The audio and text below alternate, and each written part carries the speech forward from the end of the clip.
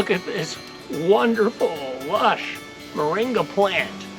It's one of the healthiest plants you can grow in your garden.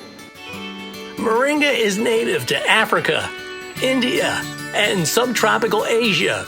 The plant survives drought, heavy rains, hot and cold temperatures, and even pests. You just can't kill it. So for a gardener, that's just pure joy. I often snip a few clippings in my Florida garden and take them back to our kitchen. I'll add the leaves to homemade stews, soups, and even salads. The raw leaves taste a little like arugula, but it also has a slightly spicy kick. Very good.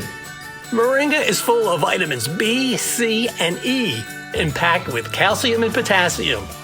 So I highly recommend the Moringa plant. It'll give you healthy benefits all year round.